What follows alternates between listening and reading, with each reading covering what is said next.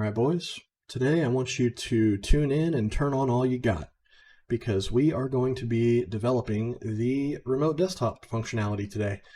So we're going to be able to get the imagery from a remote PC and we'll be able to control the mouse. Keyboard, we'll work on that as well, but not in this video, probably a later video. We're actually going to use a low-level keyboard hook that will only when the, for example, only whenever this window is actually focused and on a specific client that you're attempting to control. So if the control keyboard checkbox is checked, then we'll do a low-level keyboard hook event procedure only for this specific form to be focused. And if it is, then you'll send all of your keystrokes to that computer. Okay. I hope that kind of explains a little bit how that actually works. But in any case, let's go ahead and get started. So first of all, you're probably going to notice that the rat looks a little different. Okay, so don't freak out. Essentially, what I've had to do is rework the rat because I've had some inquiries about, unfortunately, not being able to either run it, not being able to compile it, not being able to work with it, and people are having to build their own version of it. Because, and I knew this was a bad idea from the start, but I wanted to do it anyway, which was to use third-party components to make some stuff look better.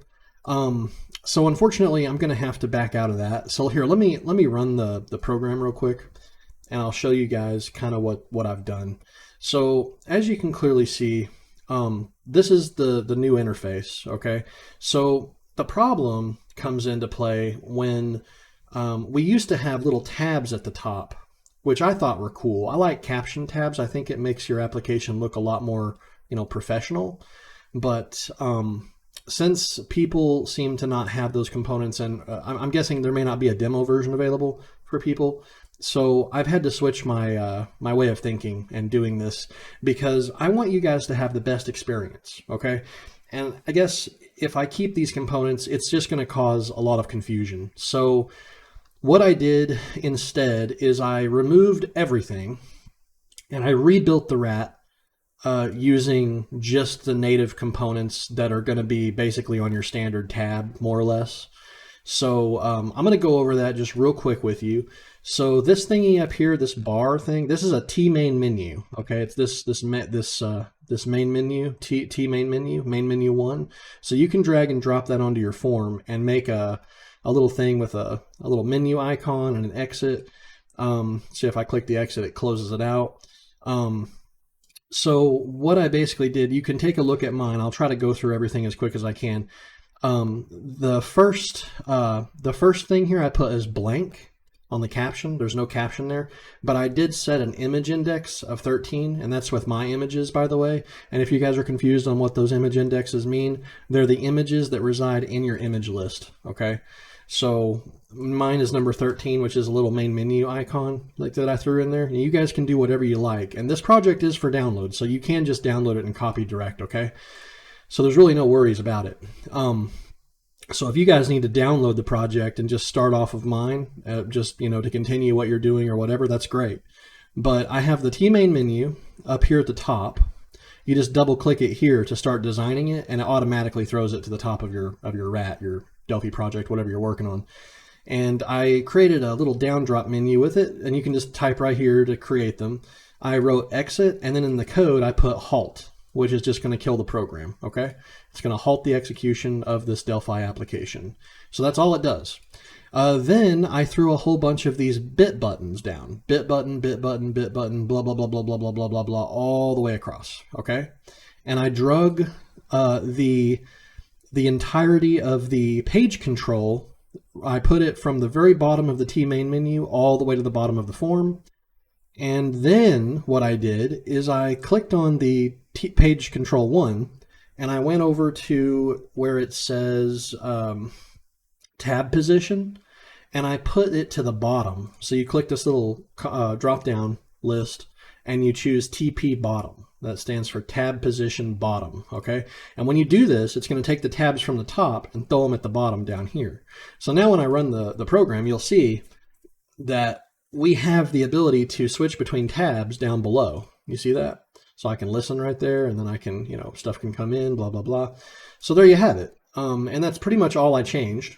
That will catch you all the way up to where you need to be.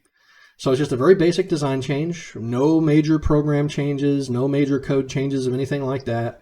That's it. It's literally that simple, okay? So let's go ahead and move on and get started on today's session, which is going to be programming in the remote desktop with mouse control, okay? We might do keyboard control. I may look into it, may add on to it, but we'll find out. Because it may be a little bit of stuff to copy over from another low-level project that I have written in Delphi. So, all right. So for now, what we're going to have to do is go into the code window, the code editor, scroll all the way up, and we're going to scroll down a little bit, and you guys are going to have to create the remote desktop forms t-dictionary.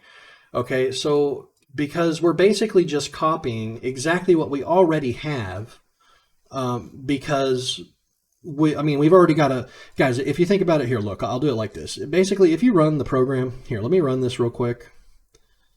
And I'm just going to explain really well to you guys here. So let me open this up. So we're just playing around, okay? We're just playing around, no code yet. Nothing to be all antsy about, right?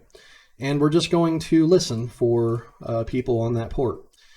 And when the person comes in, you can clearly see that we've got them, right? So I can click on them. And then we get their image, and we also get some information about them, blah, blah, blah. Okay, so we're great so far. This is just kind of recap, right? And what we've done so far is we've done the task manager. Okay, so I can get their task manager up here, right? Follow me so far, guys? You can refresh, all that, blah, blah, blah, whatever. But also, we can say hello to this person. They got it, only they got it. I can broadcast and say, hey, I got hello. And this works with multiple different clients connected in. You can have as many clients as you'd like connected in, and you can have multiple cloned forms of this. So here's the deal, guys. Because we have this form already cloned and already done, we're basically finished. We have a template that we can use for the remainder of this entire project. In fact, if I had written this better, here, let me close this out. So you see how that one's perfectly cloned and perfectly attached to that person. So that's what I'm trying to tell you guys. It's already done. All the code that you require to clone this form, it's already done. It's literally finished. In fact, had I been smarter about it, we could have, instead of making this equal to a cardinal and a T-form 4, we could have actually dealt with this much better by creating only one dictionary and making it a cardinal of T-form. And we could have assigned any T-form based on this T-dictionary and kept all the cloned forms in one dictionary. However, if I were to do that, that would be a million times better code, okay? But here's the thing. Because you guys are beginners, I have to assume that everyone in this is a total beginner. Because of this, and I know this might sound a little ridiculous, I feel that I should visualize every single piece of this in hopes that it doesn't confuse too many people. So for those of you who are advanced enough to understand what I just said, like take this line and make it the only line, like literally, you can rename this to all cloned forms if you wanted to, literally all cloned forms. Just call it that if you wanted to, and change this, make this cardinal, and so leave that alone, and then change this to T-form instead of with a number at the end. And you can literally create and clone every single form in your entire application based on this one T-dictionary record, okay? With the key value pairs. The key, the value, right? But in this particular case, we are going to stick with the programming that we've already got. In other words, we're just going to copy and paste. Pretty much letter for letter almost. So in this particular case, we need to create another dictionary based on the form number or the name, if you will, of the remote desktop form. So if you want to take a look at that, you can come over here to this, and you'll notice that it's tform2. You see that in the object inspector because I selected this form. If you can't see that, you can always go to the code window, and you'll see that tform2 is the name or creation type of this form. So what I'm going to do is pop back over to unit 1, and I'm going to paste in some code that I have here. Boom.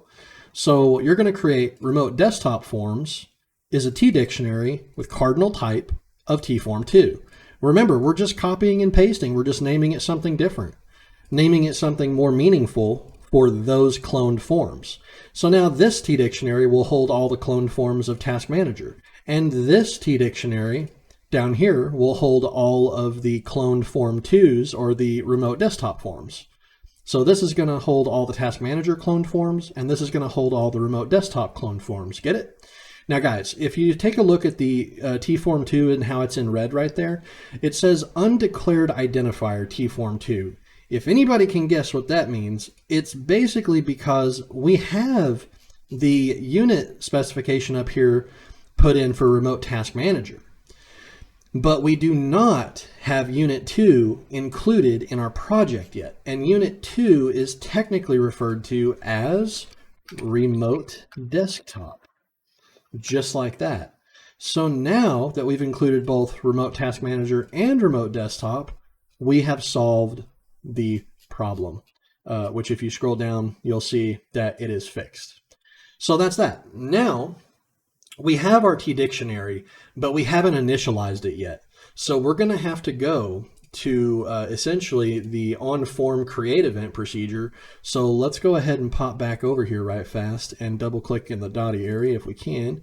This is on form create. Now if you guys can't figure out how to get here, or you're like really confused and it's kind of pissing you off, just click on the form at the top anywhere here to select it. That way in the object inspector you have tform1 selected. Go to events and look for on create. Double click over here where it says form create. Just double click anywhere in the blank area and it'll take you straight to it. Okay? So now that we're here, we have created one T dictionary and initialized it with the .create functionality. So we're going to do the same thing with the T dictionary for the remote desktop forms. So I'm going to paste that in. So it's called remote desktop forms is equivalent to becoming a T dictionary of cardinal for the key, tform2 for the value, .create. Same exact code as above, dude. Okay, that's why I try to tell you guys, we're literally copy and paste. I mean, it's literally as simple as copy paste. I just made like a little notepad out to help me like kind of go through this video with you guys. Okay, so now then we can save, and we've created the new T dictionary that's going to be responsible for holding our remote desktop forms. How cool is that, right? So now we need to take care of just a few things. So we're going to have to take care of being able to like clear this stuff out. So we will take this super careful, guys. So let's just go ahead and say that we've created the ability to have the T dictionaries. They're created in RAM. They're ready to roll. Basically, at this stage, what we want to do is program the pop-up menu for being able to open a remote desktop capture window to somebody else. Now guys, look, we already have the code in Task Manager. This is the same damn code. All you have to do is copy paste, literally copy paste. Okay, so that's what I've done. Okay, so I'm going to go to remote desktop or desktop capture, and this is empty because we haven't programmed anything, right? I'm going to Control D, just make it kind of pretty for you guys. This is where we have to put the code. So the code is quite literally the exact same pretty much as the other.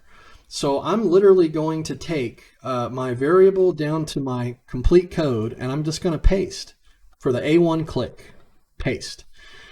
So guys, this will be it. So you have your current client. It's the same. It's literally the same damn thing. Like literally there's nothing changed. Like here, let me show you the current client ID, and then the remote desktop form. I've renamed some stuff in here, but if you'll notice on the menu for Task Manager, see this one was tform4, and I called it remote Task Manager form. So current client ID, same code, same exact code, exactly same fucking code. I just renamed all the stuff that deals with remote task manager form and tform 4, that has to be tform 2. So in the desktop capture code, I copy and pasted the same code. I just changed this to tform 2, and I renamed it from remote task manager form to remote desktop form all the way through the code. That's it. That's all I did. And then I also, this little string right here that says, whenever you clone the form and you open it up and it says remote desktop client, blah, blah, blah, I changed this to remote desktop and the client and that instead of remote task manager. That's all I've done. That's literally all I've done, guys. Every bit of this is just super, super basic, super, super simple stuff, okay?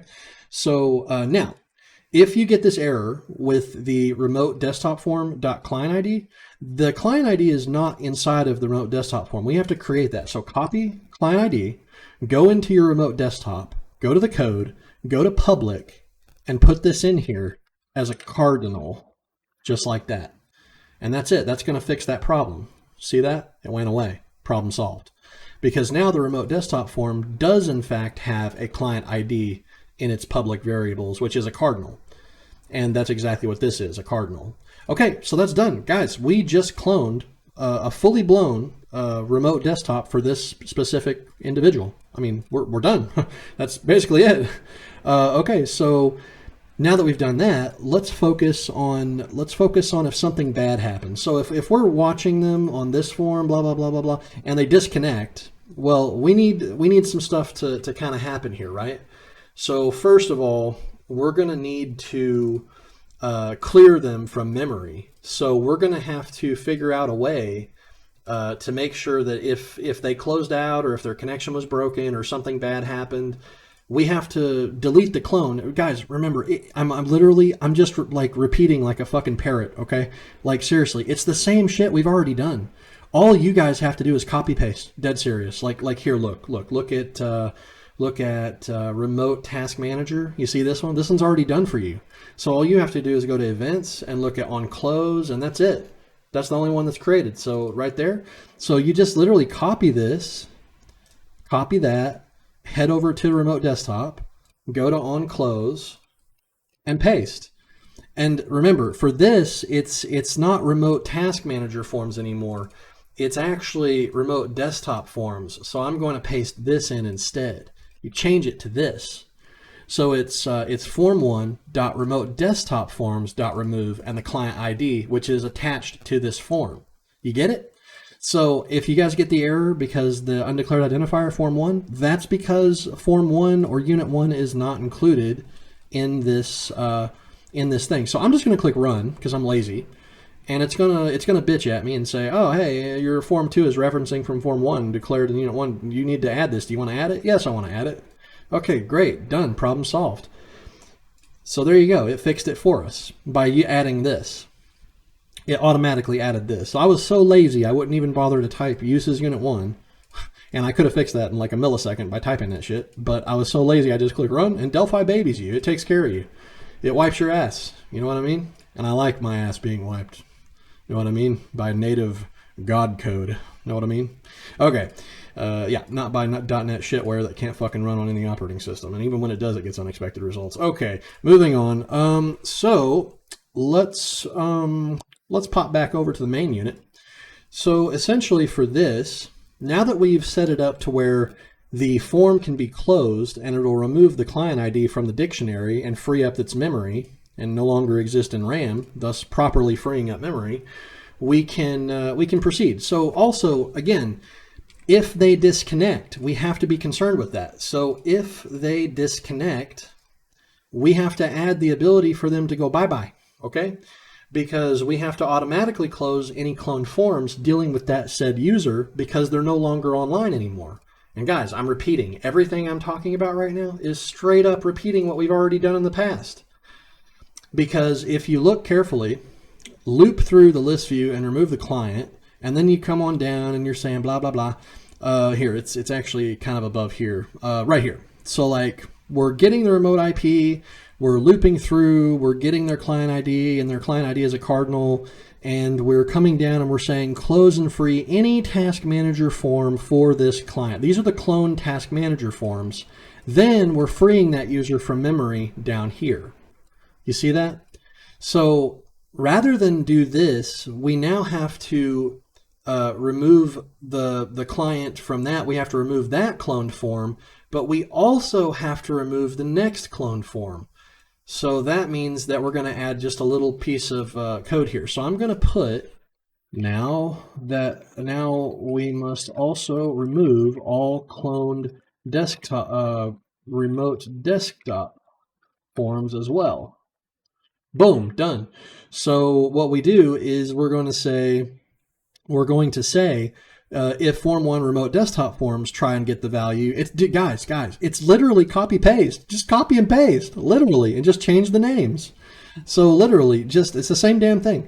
I'm just redoing a different kind of a different thing here, where I get the different names. Like these are different. The cloned forms dictionaries are differently named. So you just call remote desktop forms.try get value, client card ID, whatever, and then this remote desktop form, then remote desktop form.close, and then we can remove the client ID. And by the way, these are actually not necessarily needed, because if you guys remember, this line of code right here, this line of code and this line of code, technically speaking, already exist within the close event procedure of these forms right here. So technically speaking, we really don't need these lines of code to be here, but I don't receive an error, and I think it's actually a Boolean check internally inside the language. So I think that it's fine to leave them here. It's not going to cause any major issues because there's nothing to be found if they're not there anyway. And since it doesn't give me like some sort of a, like a error bullshit pop up on my screen, I think the language actually takes care of it by itself, because this, the try get value and the remove functionality, I think that it actually has an internal check. Like if there's nothing there to be found, then it's not going to do anything. So we could take these out to be more professional. I'm going to leave them in. I just don't care. It doesn't give any errors. I'm not gonna bitch with it. You know what I mean? But okay, so you're probably wondering, why are we getting an error on the undeclared identifier of remote desktop form? I will show you. Watch. You see how we do task manager form and it works just fine here? That's because we have a declaration for it for tform4. So we have to paste that in and do tform2. Now we have properly been able to close out of both the task manager clone forms as well as the remote desktop clone forms. Boom, done. Problem saved, solved, bam, boom, bada bing. We're done. So now then, there's one other thing I'd like to show you guys real quick, and that is on the events of let's go back to our code here. See if I have a destructor. Let's see, it's on form destroy. So you see how like this is on form destroy here? I'm actually going to look for on destroy. There we go. Now I've actually activated it. Didn't even have it activated. Okay, so this is our form destructor class, or our form destructor procedure rather. So we're saying free all task manager forms, right? So we want to take this code. Just to be safe, we also want to free our other stuff as well. So remote, see this is remote task manager forms. This needs to change to, here, let me show you. This needs to change to remote desktop forms. Now, so if the client ID is inside of the remote desktop form keys, do begin remote desktop forms.try get value client ID, and then this is remote desktop like this, then if this is here, we will free the remote. We will free the remote desktop form dot free.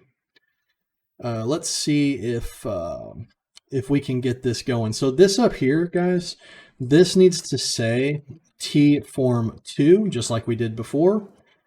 And there you have it. Now we have been able to free this, not only this one, we also have to free up the T dictionary.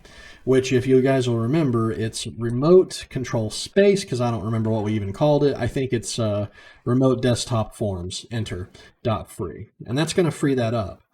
Then we're going to free our other little variables that we keep control of clients with and stuff. So our t-critical section and our connected users list, which is just a t-string list of everyone that's connected, so we can loop through and get the count. Which is highly unnecessary, by the way, and uses up more memory, but I threw it in because, again, I'm trying to make this more visual for you guys so you can see everything. I hope that this really helps people out in the future. You can pull out a lot of stuff. In fact, I'm going to tell you right now, boys, this whole damn thing... Here, let me look through this real quick and make sure we've got this all. This is good, good, good, good. Yep, yep, yep, yep, yep, yep, yep, yep, yep, yep, yep, yep, yep, yep, yep, yep, yep. Okay, good. So every bit of this...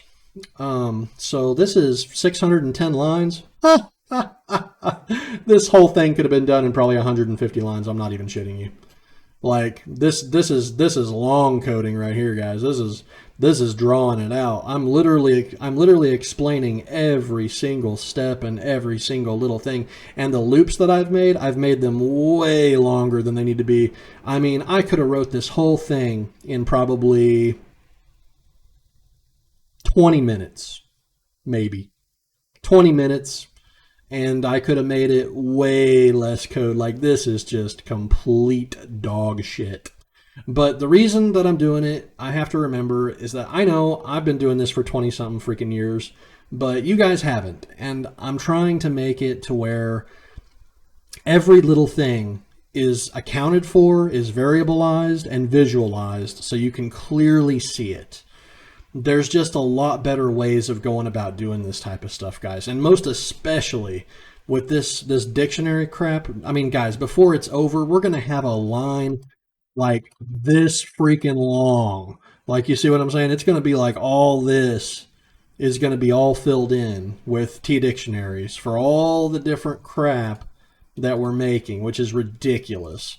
But it works, and since you're beginners, it does help to visualize everything. That's why I'm doing it this way. I just wanted this explained, okay?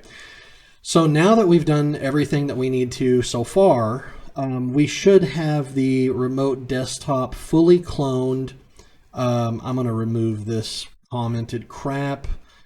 And so yeah, so basically, and I'll remove this as well. No need for it. I'll put another comment here and say, adding in our T-dictionary, I can't even spell today. T-dictionaries to keep up with our cloned forms in memory.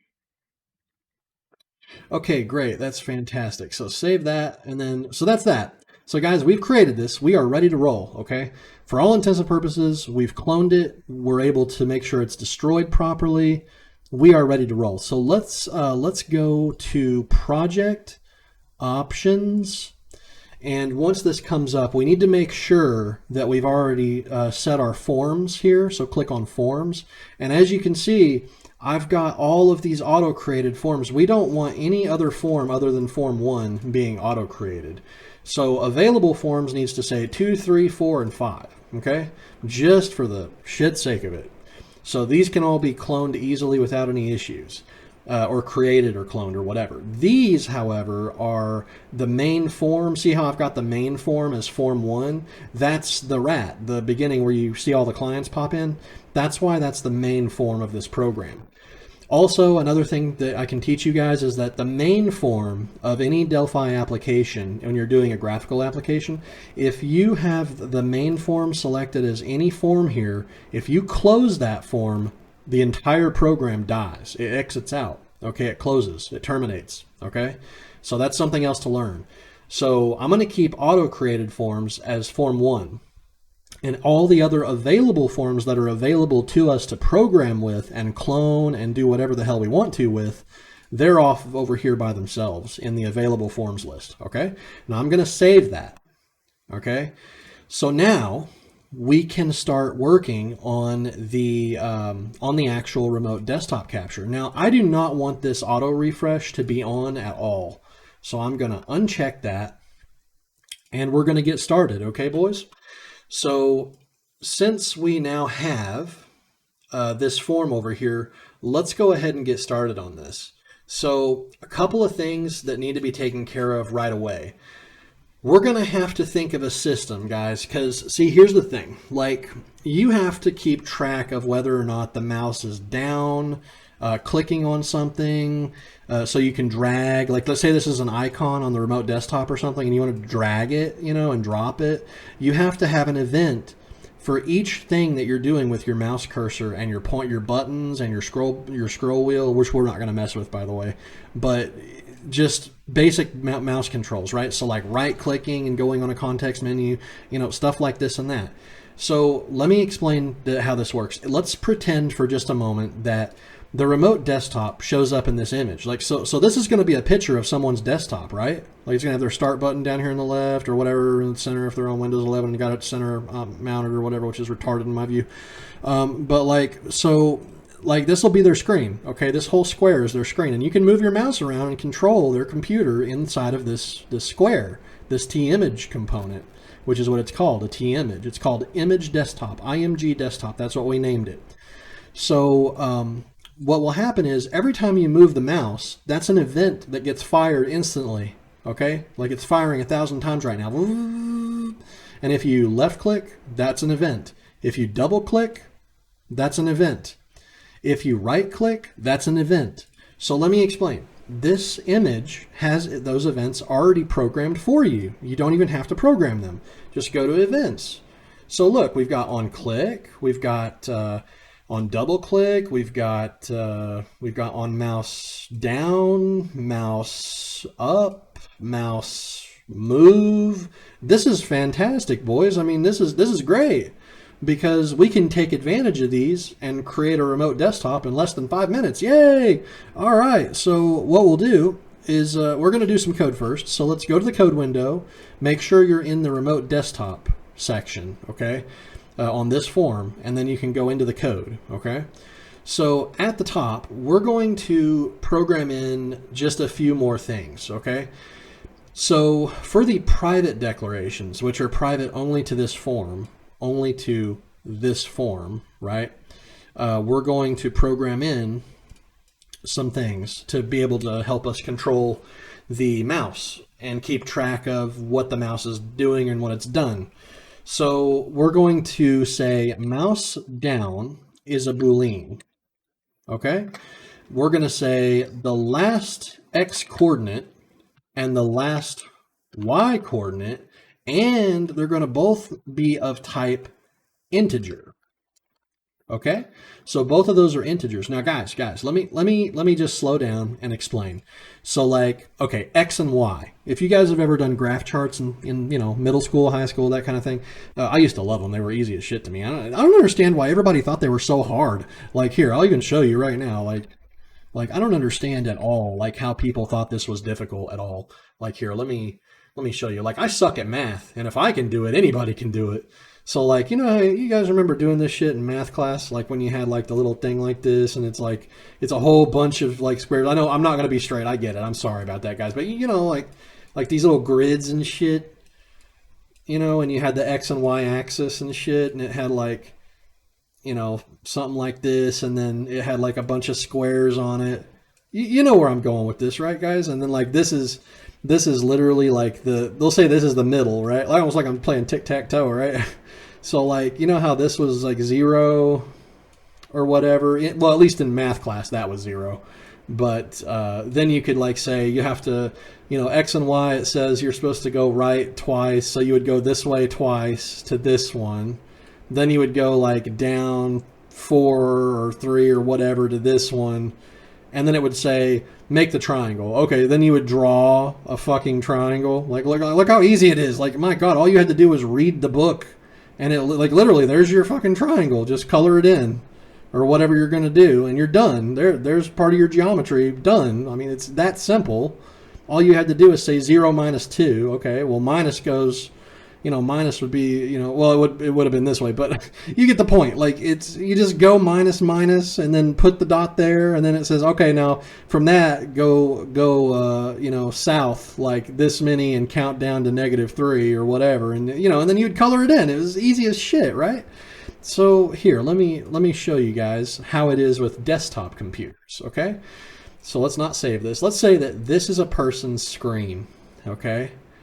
So let's say that these are, I can't draw very well with this, guys. I really can't, because I can't draw a pixel, but I can put a dot. That itty bitty little dot up there, oh, that's just way too, you can't even see that shit, guys. Pretend that this little dotty thing, that's a pixel. There's millions of pixels all in this motherfucker, okay? So to teach you properly, 0, 0, X and Y, okay, so if this is Y, oh, well, hang on. God, I can't even draw. This is awful. This is supposed to be a Y. So there's your Y. God, hang on. Let me just get this off of here. This is a Y, okay? And this is an X, okay? And that means that X and Y, so Y would be up and down and X would be left and right. We'll just, I know. We'll just pretend here, okay, guys? So if this is 0 and this is 0, at Y0 and X0 at the top left hand corner of your screen. You see that? So 0, 0. So if I move the mouse to that position and touch that little black pixel, then that's considered X and Y of 0, 0. But if I go right one, that would be Y1, Y2, Y3. If you kept coming over, like say this is another pixel, and this is another pixel, and if X is 0 at the top left, then X1 would be here, then 2, then 3. You see, so if you move your mouse over here, la-di-da-di-da-di-da-di-da-di-da-di-da, anywhere, anywhere you want to go, that means that these values are constantly changing rapidly, like that quick, right? So you have to understand that this top left sequence here, this would be like what you got to image it in your head, okay? But here's the problem. Here's the problem, you guys. Okay, you ready for this? We got to get over this hurdle, just like Justin did, back in that fucking Predator show. We got to get over that hurdle. You guys ought to look that up, by the way. Justin McFetridge, fucking hilarious. Anyway, so this right here, this is a square, and let me show you guys something. This is the height of 516 and the width of 800 exactly on my screen, like at least here on my Delphi window, right? So the T-image component where their desktop is going to be showing up is 800 width, okay, width by height. So it's 800 by 516 or whatever you want to call it, right? So what we have to do, guys, and I know this might be just a little bit frustrating for some of you, just to try to understand like why the whole math lesson, why this whole fucking XY shit. It's very important because let's say that here, let me Control Z all this crap. Let's say that, okay, see this image in my Delphi, this big long image thingy here. If I were to drag this over to this, it would probably be, here, we'll put it in the middle. It would probably be it would be like this big, probably. I mean, doesn't that kind of look almost even to my IDE, kind of? I mean, I know it looks a little off, but if I drug it over proportionally, it would look kind of like this. Well, that's going to suck balls because you can't drag the mouse to their 0, 0, or actually you can, but it's going to be here, and it's going to be out of whack. You see that? And anywhere you drag in here needs to be proportional to where you're dragging all over their screen, like whatever, right? So that's not going to work, guys. It's just not going to work. Like, you can't do that. Like, it won't work. Like, because the image would actually come to probably about like right here maybe, and it would come over to like that. So you could control this much of their screen based on the image, right? But you wouldn't be able to come here at all or do anything or click or right click or whatever. You wouldn't be able to do shit. You're able to control inside the boundaries of your T image because it matches perfectly fine, but it doesn't cover their whole screen. So we have to convert the coordinates of this T image to the exact mouse coordinates that it would be based on their computer. This is also sometimes called screen to client, client to screen. But we're not actually going to be, as far as I'm aware, I don't think we're going to use that. We're going to calculate it like by hand, if you will. Like we're going to do it automated, but we're going to do this in such a way that you guys actually learn what the hell we're doing. Okay. So I'm going to take you through it, and I'm sorry for rambling and rambling. I have to explain every detail, because if I don't, you know, people are going to look at this and be like, man, like, I don't understand this shit. Like, how the fuck did he, you know, those type of things are going to come up, and I don't want those things to come up with you guys. So just understand, you cannot control an entire screen with a T image like just raw like this. You can once you've programmed it to, but not raw. You can't just drag and drop and hope to be a badass that gets it done. You know what I mean? It's just not going to work. All right? Also, make sure your T image here is set to stretch true, because you need to stretch the image of their entire desktop.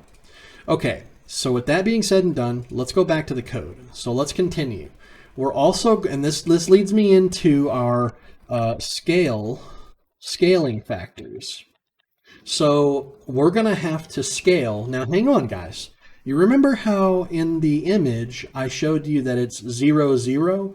Well, believe it or not, points on a screen mostly are actually doubles, which means there's a point, like a floating point value, if you will, like a double. So it's actually 0.0 and 0.0. Well, what I mean to say is it's a 0.0, right? X and Y, okay? So what we have to do in code is create a double for that to hold that information. Scale factor is going to be a double. And this will essentially handle the, we'll put resolution differences between the server rat and the client. Right, just like that. Okay, boys?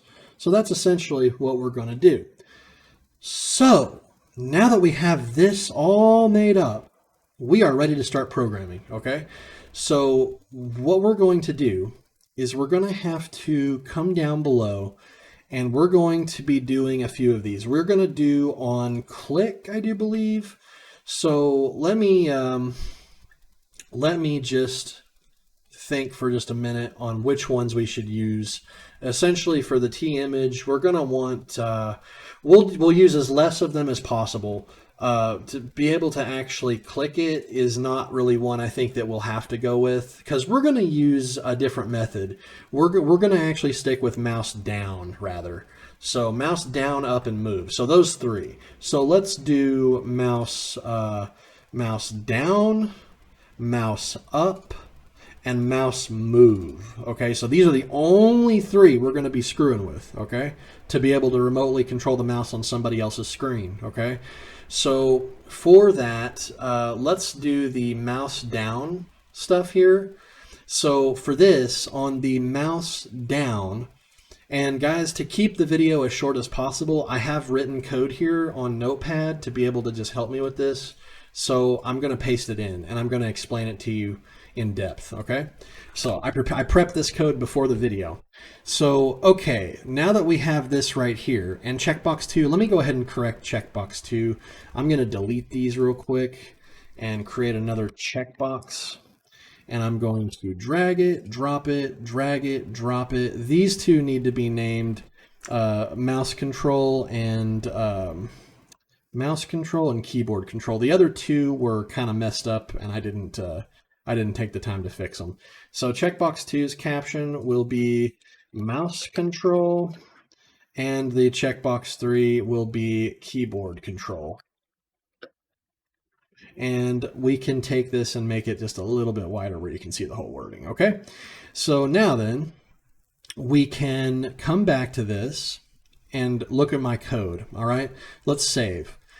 So what we're saying is that if the checkbox 2 is checked false, which means it's not checked, so every time we're grabbing their image, like, okay, you follow me so far? Every time we grab an image from their remote desktop, and every time we're watching them and you know, doing whatever we're doing, if this is unchecked and you're moving your mouse around in here or trying to push it down, click a button, whatever, we're saying, because this is mouse down, so like if you try to go here and click anywhere inside of the T image while they're like, you know, say they're doing their like homework or something when you're trying to control or whatever, you know, you can't, whenever you click, if the checkbox is not checked, then it's going to exit and do nothing. So in order to control the remote person's computer, you have to have this checkbox checked, okay, with the mouse control. You have to have it checked, true. Otherwise, you're not going to do anything, right? Follow me so far? Okay, so we're going to say that mouse down is equal to true. Now remember, guys, we did mouse down as a Boolean, right? So we're going to say that mouse down is true. And while it's true, we're going to say that last x equals x, last y equals y. So guys, I want you to look at this. Take in exactly what this is doing, okay? If we're not controlling them with the checkbox because it's not checked, we exit, we do nothing. Otherwise, we're going to start taking control of this person, right? So we're saying mouse down becomes true because we have in fact triggered the mouse down event procedure. Therefore, let's make it true. These two, however, are exactly what they say they are. Last xy and last y become x and y. If you notice when I select them, you see how they select up here? That's because this procedure, this mouse down event, already takes in consideration whether or not you've got the shift state, true or false, and the x and y coordinates integer based of where your mouse cursor is pointing. Okay? And the cool part is that it's actually based on the image's x and y coordinates of where the mouse is inside of the image component. You see that, boys? Pretty cool, huh?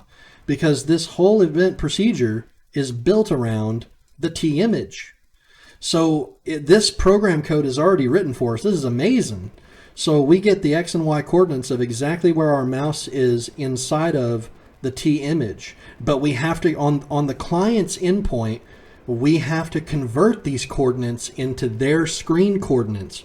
Because remember, like I told you, if this image is sit here on their computer, it would cover only about this much of their screen, theoretically, and you wouldn't be able to come over here and do anything.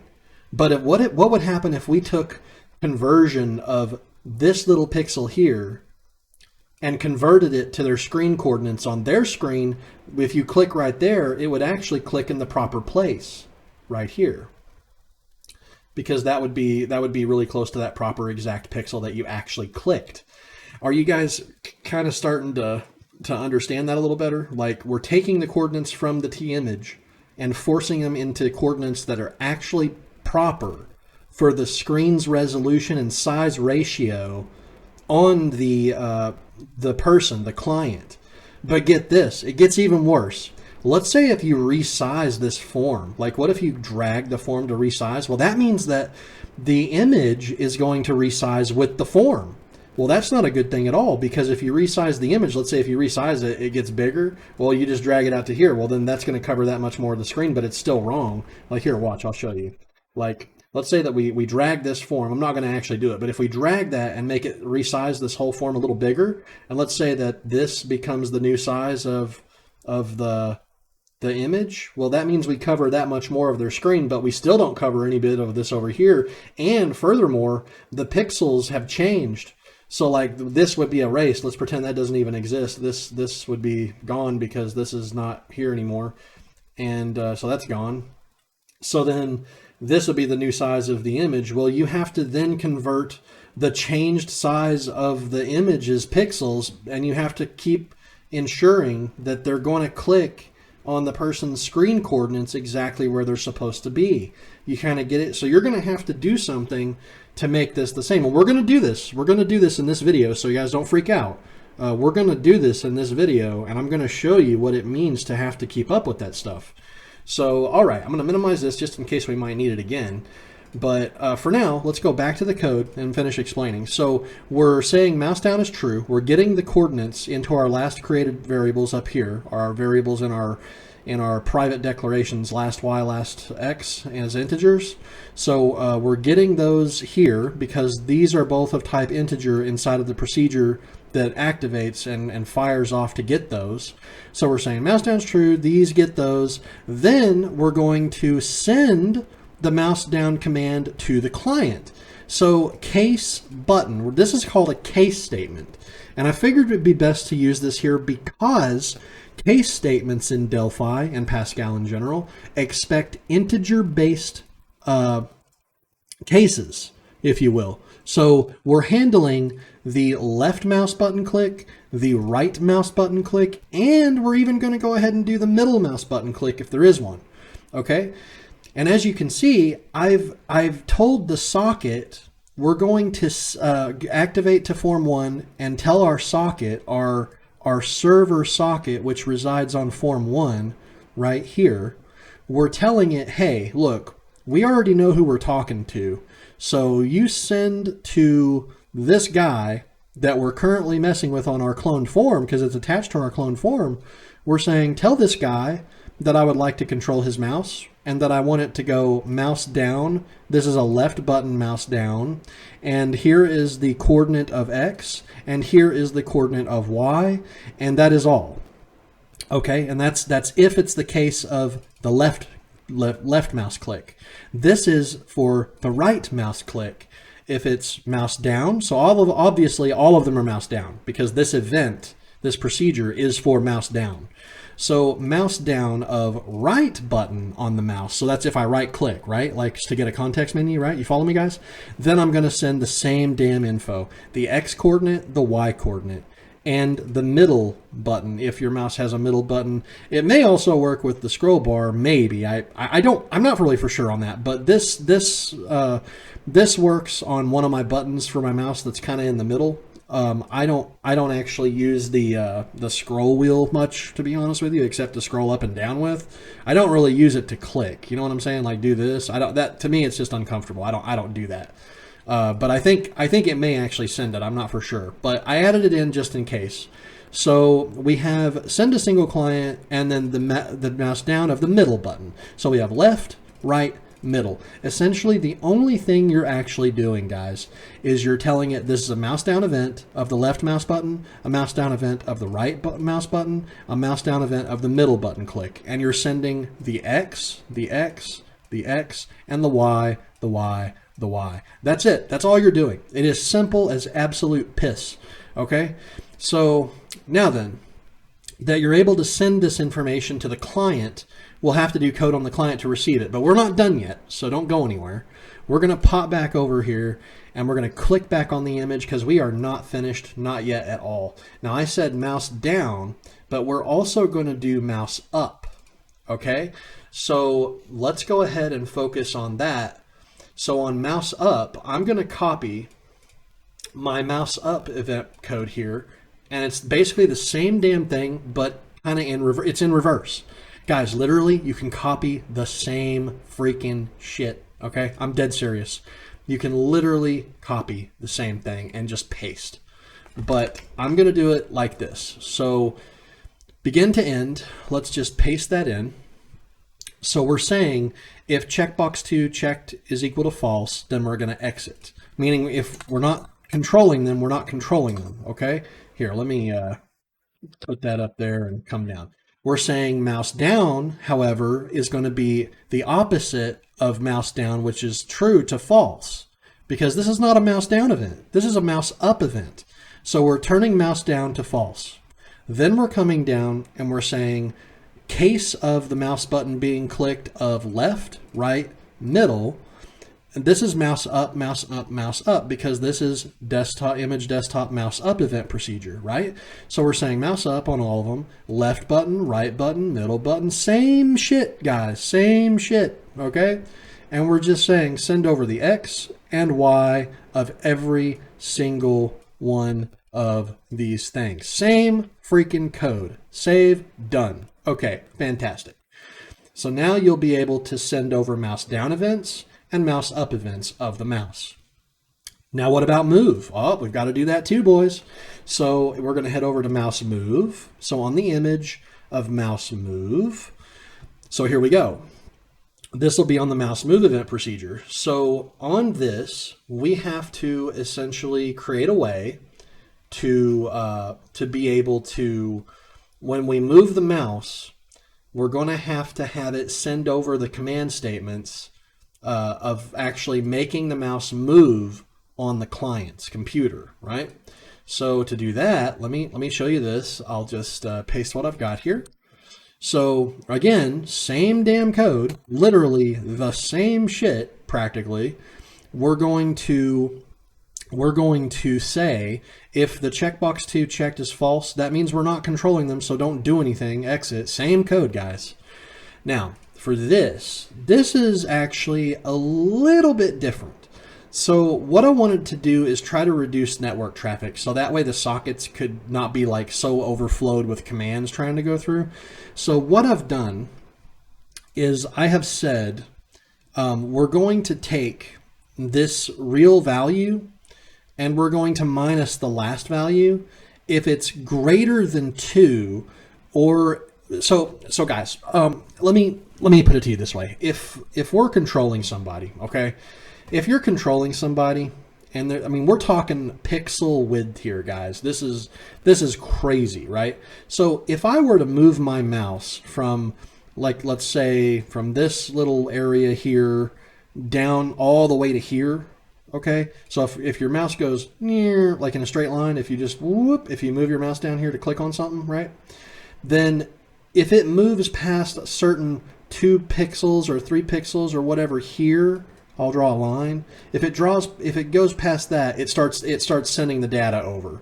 This will reduce a little bit of network traffic, because if you literally make it to where your mouse quite literally sends like every pixel, like every little pixel, first of all, the human eye to PPI pixel resolution ratio is literally not, like, you do not have to literally have control, fine tune of every little pixel. Let's face it. Windows is not built this way. No operating system is built this way, because just because there's like a little here, just because there's like an X button or something that you're trying to click on, you see what I'm trying to get at? If you move the mouse from this little dot all the way up to there, it's going to do it all the way to where you stop, down to the pixel.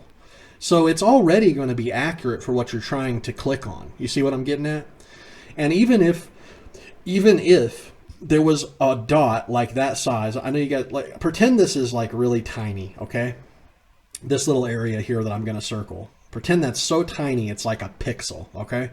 Even if you were trying to get to it and you couldn't get the mouse to click on it because you were, God forbid, literally a pixel away and it didn't send the command over to move the mouse to that exact pixel, you could just move it like this and go right back to it, just like that, and it's going to instantly go there. You see what I mean? So we're trying to reduce network traffic because you don't want it constantly. If you're not even moving the mouse around, you do not want to be sending commands over like millions of times, like in a loop, to make the mouse constantly loop and go somewhere. That's just freaking retarded, right? So we're trying to say that this function here can detect differences between stuff. So we're going x minus the last of x. So we're saying that if the current x position, which is dealt with here in this event procedure, minus the last x that we had, that we last copied from our last mouse movement from earlier, is greater than 2, or ABS y minus last y is greater than 2, so it goes either direction, up or down, or left or right, or whatever, then we can go ahead and proceed, get the last x and set it to x, the last y, set it to y, and begin sending the mouse coordinates over. This is super basic, guys. This is just here. This whole if statement, this whole block of code is just to keep, this portion is just to keep network traffic a little bit lower, just so that we don't, like, you know, blow 10 billion commands into a socket. It's useless. It's useless, guys. There's no need to be able to sit here and go, oh yeah, I want this pixel and this pixel too, and this one and this one and this one and that. It doesn't matter. Humans don't give a shit about this, right? Unless you're doing something crazy in depth. I mean, then you might give a shit about it, I suppose. Yeah, but damn. Like, to be able to move a mouse on a screen and click on things? No, absolutely not. That's retarded. So this just takes a little bit of the network long arm here, strong arm stuff away from the sockets. That way we're not just bombarding the literal shit out of them. You know what I mean? I mean, we could bombard them. These sockets are powerful as hell, but I would rather try to keep it at least a little bit quiet. You know what I mean? So, I mean, I don't know about you, but I'm not constantly moving my mouse. Whenever I stop to talk to you guys, I stop and I talk to you guys. I don't sit here and play with it because I'm not, you know, whatever that is, you know? So anyway, once we've checked this and we've assured that we can proceed without, you know, bombarding the shit out of our sockets, I'm basically saying just send over the mouse command to move on the client. Just say, we want you to move the mouse to these coordinates. And that's it. It's that simple, boys. We're done. That's it. So now you have the mouse down, the mouse move, and the mouse up. And they're all finished. They're all done. So, however, we are going to have to on the client and on this end, we're going to have to do some programming like here and here. We're going to have to change up some stuff on both. So just try and bear with me, guys. I know this has been a lot. I'm trying to explain it the best way I can. I really hope I'm doing a decent job for you guys. We're going to have to program in the auto refresh, the button, as well as the mouse control. And we're going to have to go ahead and do it right now. So guys, let's go ahead and get going on this. So on the Start Capture button, we are going to program in the ability for ourselves to send some stuff to them. However, the problem comes in because, remember what I told you guys, we have to convert, have a way to convert this, these pixel ratios, this pixel ratio from this specific size of T-image to coordinates on a remote person's screen. So we got a little bit more thinking to do before we can actually get into the programming of that. So let's go ahead and pop over to the code, or well, actually, let's go to, let's go ahead and pop over to the code. Let's scroll to the top. We're just going to have to do a couple of quick things here. And the first of them is we're going to have to make the ability to set up control. So we're going to have to make a procedure, if you will, called setup control. So let's say procedure setup control, just like that. And then down below, let's go ahead and program that procedure.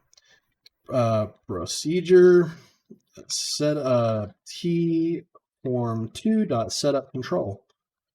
Begin, end. Okay, so for this, we're simply going to do an if-then statement. I'm just going to copy and paste some code I have. So let me show you this and we'll explain it to you. So whenever we're saying that if the checkbox 2 is checked, then we're going to say that the image desktop on mouse down is image desktop mouse down.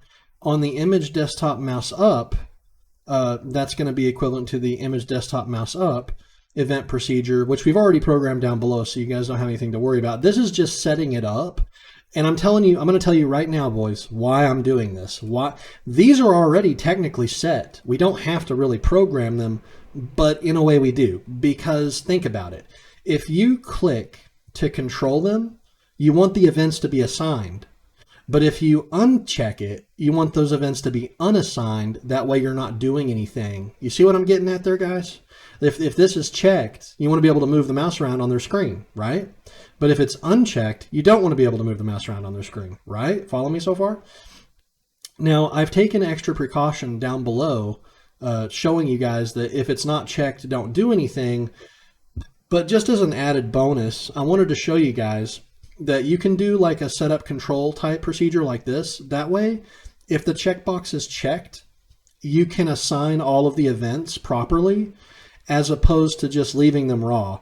So like if we uncheck the control, like if we uncheck the checkbox, we can tell it nil all of those event procedures. That way it can't even possibly fire the events in the first place at all. You get me?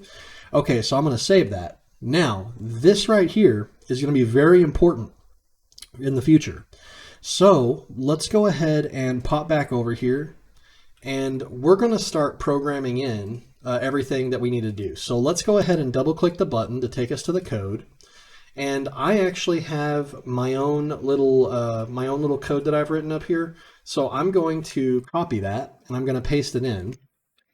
So we're saying that in this right here, we're going to work on that. But for now, the if the self auto refresh is checked true. So guys, if you were to click this button to start capturing imagery from the remote desktop, you could do like a single capture with the button, or you could make it to where if you have selected auto refresh, then it would automatically make them continuously stream, you know, continuously send image. You see what I'm getting at? So I'm saying that if the check auto refresh checkbox is checked true, then we're going to make the button disabled. We're going to make it say capturing, and then we're going to send the command to the client saying get your full screenshot. Then we're going to turn on the timer component that we have on our form, which is right here. And it should be over here. I kind of like to keep it over there. But on this, all it's doing, or it's going to do when we program it, is constantly ask them for a refresh of their image. That's all it's going to do, right? Is this primitive? Yes, primitive is absolute shit. This can be written way, way better. But I'm doing it this way for a reason. Because at the end of this video, I'm going to show you guys something that's going to blow you away. Something very powerful, and that I believe personally anyone writing remote desktop should know about. We're not doing it in this. This is a demo rat. This is just an educational series for me to show you and try to get you thinking outside the box in a way. You know what I mean? So on the button click event procedure, we're going to set ourselves up for being able to capture them, and then turn on the auto timer to refresh over and over and over and over and over if the auto check is checked true. If it is not checked true, then we're going to set up our image dimensions. And we are going to just get the full screenshot. Now, this is actually kind of necessary here because if you think about it, we're going to have to, like I told you, we have to convert, like I said, this will be like the 15th time I've told you, these little pixels on the image, you know, these little pixels, we have to convert them to screen coordinates, okay? That's why we're going to have to program in this little procedure, send image dimensions, because if the client side receives the image dimensions of our T-image, we can then convert the coordinates of our T-image to their full screen resolution and make it click and right click and whatever in the proper place on their full-sized monitor, on their screen, right? You follow me so far, guys? That's why we have to do this. And then we're going to send, just to get a full screenshot, but this will be a single. You kind of get that? So for this, guys, honestly, I would like to erase this and say else begin, and I'm going to do that. This will make it a little bit better. And we also want to take this, and we also want to put this, right about here.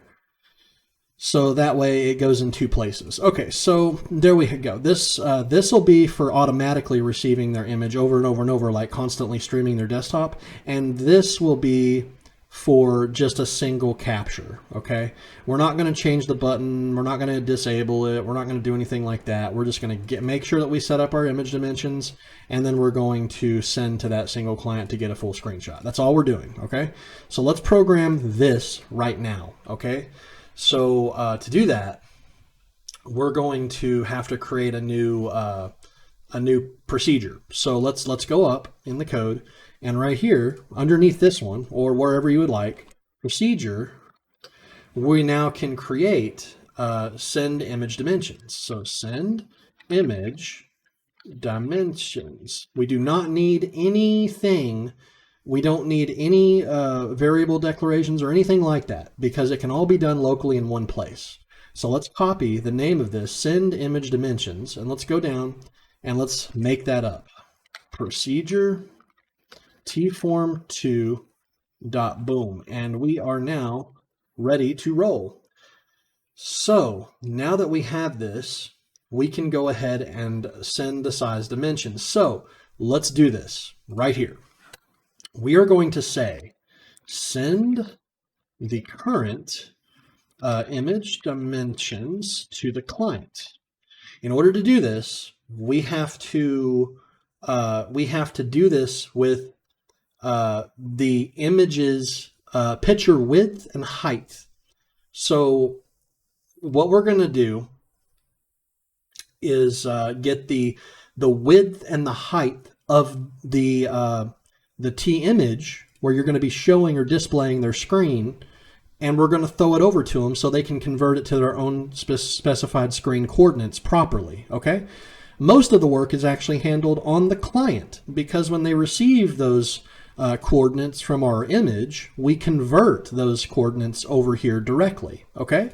So on the image dimensions portion here, we're going to start programming. We're going to simply say if the image desktop dot picture dot width is greater than 0. This is just to get things rolling, okay? We're just saying if there's a picture in there, if it's wide, great, that's fantastic. That means we can start working.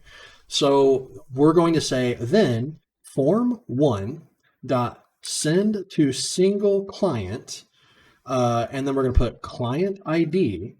Then we're going to put a comma, bytes of set image dimensions type plus int to str, integer to string, image desktop dot width. Like I told you, we're getting the width here. Let me show you. We're getting the width and the height, right, of the T image. We're getting the width and the height of the T image, and we're sending it over so they can be converted. You see what I'm getting at, guys? The easy as absolute piss, right? So there you go. Plus int to str, and then we're going to do image desktop dot height. And then we're going to do one last little, I'll just do a last little thing like that. And that's it, guys. That's it. That's literally fucking it. So now that we have this, and you got to put a couple of these at the end, just so you know. But once we have that, we have now sent to the client, hey, set your dimensions to match the coordinates of the width and the height that we're trying to mess with here, okay? That's basically what we're doing. And once they get it, they're going to say, okay, I get it. They're going to say, oh, okay, the guy that's trying to control us has a T image and his width and height is approximately 800 by 516 or whatever. And we need to convert those coordinates to coordinates for our local screen resolution. And that we're going to write a little function to do that on the client, okay, for us. All right. You follow me so far, guys? All right. So now that we've done that, let's take a quick gander here and see if there's any errors. Doesn't look like it. We've done great. Fan-fucking-tastic. So looks pretty damn good to me. So at this point, we should have just about everything we need. However, I want you to understand something. Check this out, guys. Check this out. So when we click the button and we do this line of code, this send image dimensions, this has to be sent if anything were to happen to this T image's size. So let's say that you're resizing them or resizing your form, or you maximize or whatever, maximize, resize, whatever. Every time this thing moves, like so every time it changes in size on your screen, you have to reestablish to the client that your image has changed its size.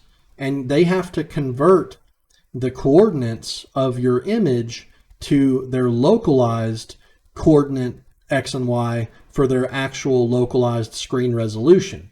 So that is to say, it's really simple, guys. All you got to do, make sure your T image is properly set up, because you have anchors here. So you'll want it to be top, left, right, and bottom, so it's anchored to all four sides. So that way, if the form is resized, the image is resized with the form, right? So now, when it is resized, you want to put, every time that the form resizes, it's going to resize the image desktop. So it would make perfect sense, guys, to just do this like what I'm about to show you. Okay, so if for any reason the main form, the desktop capture main form here is resized, so go to Events and look for On Resize, and there it is. So let's double click here and paste. Done. So now every single time that the form gets resized, we're just going to shoot over that information to them saying, hey, we have updated our size on our end, so make sure that you do the correct thing, stupid. You see what I'm saying? It's that easy. And if you remember, every single time it does a form resize, it's going to call this procedure. This procedure, let me show you, this procedure does the following. It just takes the picture width and the height and shoots it over and says, set your image dimensions and make sure that we're updated so we can control you. That's it. That's all it does. Done. All right. So guys, we're just about ready for some success here, right? So basically, let's go ahead and I do believe that's pretty much it in terms of this. Make sure this timer is set to false. Also, the interval of the timer, honestly, you could set that up to be like something really small. You can just do 560. That's probably fine. It's about a little over half a second, but not a big deal. We can just leave it as is for now. So just make sure that it's disabled because we do not want that enabled by default. Okay. Also, one other thing. This annoys me. Let me go back to my Form 1 code. So make sure you're on the actual rat page, right? And when you go to these buttons right here, see these buttons up here? Like that, we've got the remote desktop, we've got the microphone audio, we got task manager. Now you guys remember that we programmed this pop-up menu to do all that shit, like right here, task manager, desktop capture, right? So if you double click on these, it takes you to the code, right? This is called T1 click event procedure. So T1 is the actual thing. Well, we already programmed all this code, so there's no point in hell for us having to copy all this and paste it on this button right here or here or here. It doesn't make sense. T1 is task manager. So let's just make it that, T1.click. That's it. That's all you got to do. And then for the remote desktop one, so check this out. See, we haven't programmed it in yet. So let's go find out what that one's called. And it's probably either D1 or something else. I believe I got them out of order. So this is desktop capture right here. So it's A1.click. So all we have to do is go to this and type A1.click. Done. Problem solved. That's all you got to do, boys, because the code is already written on the A1's click event procedure. So we're just telling this button and all these buttons, just click on these for us automatically. These are just short buttons, like short, quick execute buttons we can just get to real quick. Or you can right click like you would want and just click on whatever you'd like. It doesn't matter. The choice is yours. I just tried to make the rat a little more snazzy looking. You know what I mean?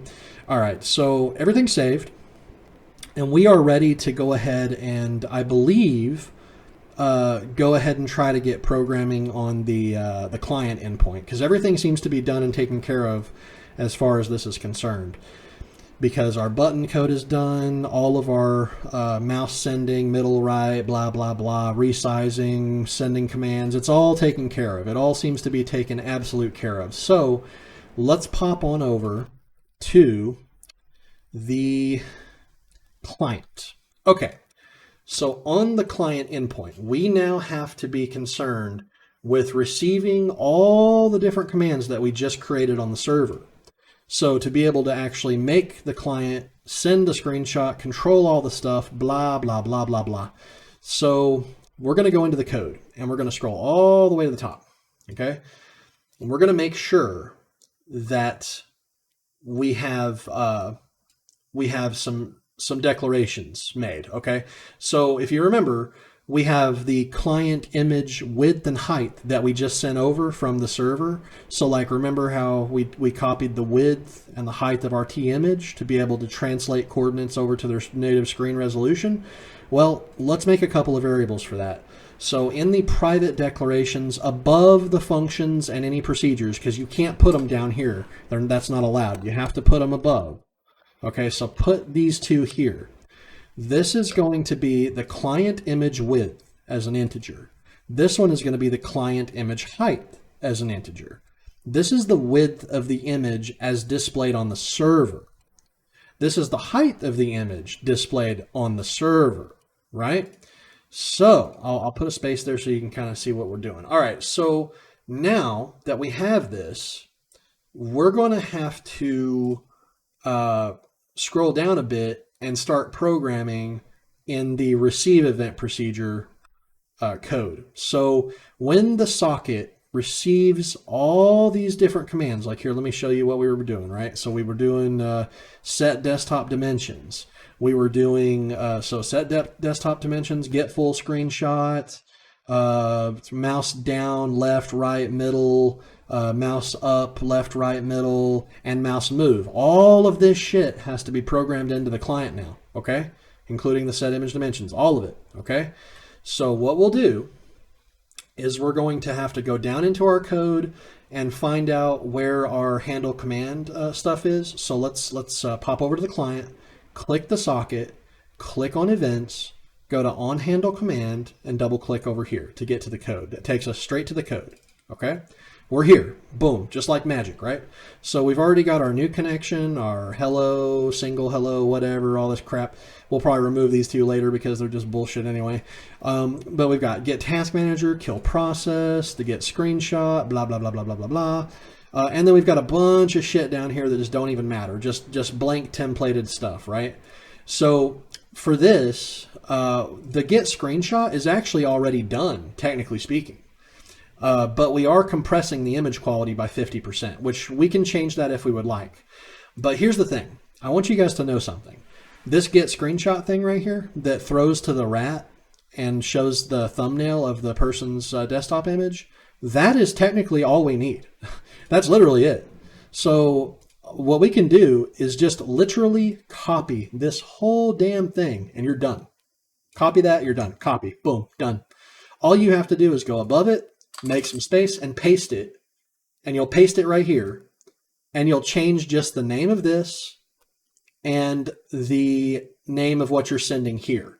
Now, I'm going to do this because I've actually already got something in Notepad already copied and ready for me to roll with. So I'm going to take what I do have and be done with it. So I'm going to paste mine, and you're going to make it look exactly the same. So I'm going to click paste, and as you can clearly see, we now have get full screenshot, and we're doing the same exact code, literally the same code. All you have to do is literally keep the same code. Now this 50, I'm going to change that to 30. That way we're not compressing it all the way to 50, because 50 is for like thumbnail crap, you know, we don't really care if it's smudgy looking. We're just trying to get a small thumbnail, just enough to where we can see what they're doing, right? But with this, we want it to be a little bit better quality, right? And this could be made to be changed on the fly, just so you'll know. We could make it change on the fly on the remote desktop thing with a track bar over here in the corner if we wanted to. That way you can change the quality in real time as it's actually streaming from the client computer. But we're not going to do that. We're just going to do this and be done, okay? So we now say get the full screenshot, create the bitmap, create the JPEG image, create the memory stream, set the image width and height of the screen, get the desktop monitor of 0 position, go ahead and do the screen copy command API, grab a screenshot of that, assign the JPEG image to the bitmap image that we just captured from the screen copy, compress it down by 30%, save it to a memory stream, seek that stream back to the position of 0, and set the length of the screenshot data to the memory stream size, read in the buffer from the screenshot data from 0 all the way to the memory stream size. Then we're going to send over the information, which is the bytes of get full screenshot and the screenshot data itself, the compressed screenshot data itself, okay? Actually, the best part is we didn't even actually compress the actual data. We compressed the image, but we never actually bothered compressing the data. And we could compress the data with zlib, just so you know. I'm not going to do it, but I could provide you guys examples of how that's done. It's really super simple to compress the data. That way the data transmits much faster than it would uncompressed. It actually can speed up your image capture is what I'm trying to tell you. So in any case, that's that. Then after we've sent the screenshot, we're done with all of our shit, so it's time to free it all. Free. We free the bitmap, we free the JPEG image, and we free the memory stream from memory. And that's it. You're done. The image is sent. Okay, so this is done. Make sure your all's looks exactly like mine. We've already went over it, so I believe you guys understand exactly what we're doing here. We're just getting the default monitor. We're getting a screenshot by screen copy API. We're putting that screenshot into a JPEG image. We're compressing it, saving it to a memory stream, and sending it over the socket so that we can see it. And that's pretty much it. And by the way, one other thing, you guys will notice that on this one, we also sent the quick thumbnail information. That gets erased. We are not doing that with the get full screenshot. We don't need to send that information, so it got erased from here. We don't need it, okay? All right, now that we've got that, we're gonna have to focus on getting the screen information. So let me pop this on down a little bit. Let me just put it right here for you guys. So we're going to have to get the screen information. We're going to have to set the image dimensions. We're going to have to mess with the mouse move event procedure. We're going to have to make a mouse down event procedure. Then we're going to have to do a mouse up event procedure. And once you're done with that, you're quite literally finished, basically. So I'm going to paste them all in right now. So let me paste. Now don't freak out. I'm going to go through every bit of this code, and we're going to also have to make some variable changes, okay? So guys, we are, as of right now, this is where we did our get the full screenshot. This is what we have to do to get screen information. We're going to be sending our screen info back over to the server, okay? We may need this, we may not. We'll find out later. But for what we have, we're going to take our screen's width, our entire screen's width, and our entire screen's height, and we're going to be sending that back over to the server as well. Okay? And again, we may not need this. I'm going to double check and see if this is even required. Because in the way we've currently done it, we're supposed to be sending our resolution from our T image to them, and they're supposed to convert it. So we'll go through that in a minute. But for all intents and purposes, this will let the server know, hey, this client has a screen width and height of exactly this. Okay, so that's all we're doing. We're sending over screen info. All right. For the next bit, we're going to set the image dimensions. Now, you guys remember that because we already programmed it. Over here, remember how we did, like if the form gets resized, we said send image dimensions. So if I were to click on this and show you, we set image dimensions, and we're sending the image's width and height of our T image here. So that gets received over here, set image dimensions, and it's saying if the count of how many parameters we're receiving is greater than or equal to 3, then that obviously means that we're going to dive into this, and we're going to say the client image width is equal to int to strength defined as SL1 to the screen's width, and the same goes for the height. So remember, we're just getting, here, let me show you. We're just getting the width and the height of this image component, the size of our image component, okay? Then, once we have that, we've converted it to client image width and client image height. You see? Okay? We've converted these into these, so that we properly click in the correct pixelated, like pixels on, as opposed to their native image resolution. You kind of get that? So if the mouse moves, so again, we're doing this whole SL count is greater than 3 thing, which it's kind of unnecessary, but I did it just in case. This is just saying that if we got mouse move and then 2 more things, so mouse move would be placeholder 0, and then the next 2 would be the X and Y coordinates, right? So if the command comes in to move the mouse, okay, then we're going to have to get string to int defined as SL1, 0, SL2, 0. This essentially sets X and Y exactly to what would be coming from our image when we move our mouse. Move the mouse, and then when we move the mouse, it goes here. and it sends ABS X minus last, it sends the X and Y, okay? So we're getting the X and the Y sent to the client. The client then takes the X and Y and makes them equivalent to whatever we sent, right? Then we calculate, so these are the coordinates we have to deal with. Then we have to calculate the actual screen coordinates converted from the image coordinates here. So we're saying the actual X and the actual Y, we have to round X times the screen width divided by the client image width that we got above, the set image dimension. You see how this is kind of done, guys? This is our conversion algorithm in math. So we're saying the actual X and the actual Y are rounded to X times the screen width divided by the client image width.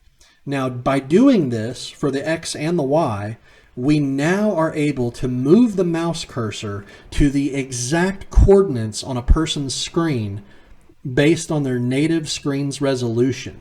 So that's exactly what we do in the next line of code. We say, move the mouse using the Windows API. Set cursor position, actual X, actual Y. Done. Problem solved. And the mouse moves to those exact coordinates. Now, guys, don't worry about these errors for now. We're going to skip it. All I'm missing is some declarations above, and we're going to write those in a sec. So just bear with me. I'm explaining the code first, okay? This is on mouse down. This is on mouse up. And that is it. So let's discuss these, okay? So the button string is equal to SL1. So on mouse down. So let me... the button string is like the same as saying if it is mouse down or if it is left down or right down, you kind of, or middle down. You see what I'm getting at there, guys? Because on the rat, we put, it'll be left, right, middle. So that is the mouse string, the button string for the button being clicked. We're just putting this here as a placeholder. So it's going to be either left, right, or middle, okay? And then we have the position coordinates of the X and Y, which we're doing the string to int defined as our parameter 2 and 3, just like we've done all the way up here. Same thing. The rat sends it, the X and the Y, and we receive it and do stuff with it based on this. Then we're doing the same damn thing we just went through, guys. We're converting those calculated screen coordinates for the click event procedure, and we're then setting the cursor position to the actual X and the actual Y on the person's screen. Now, we're going to simulate mouse down click event procedures using Windows API calls. So if the button string is left, right, or middle, you have to make a mouse event happen of mouse left down, right, and middle.